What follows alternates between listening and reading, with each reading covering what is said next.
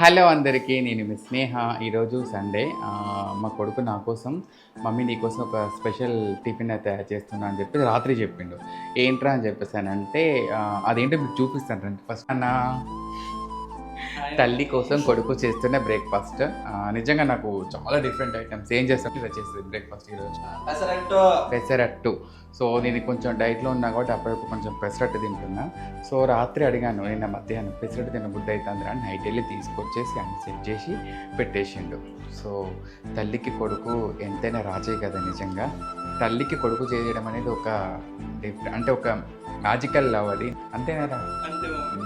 So మీ అందరికి కూడా మీ పిల్లలు ఏమేమి వంట చేసి పెడతారో మీకు మదర్స్కి, సో అందరు కామెంట్ చేయడం మాత్రం మర్చిపోకండి.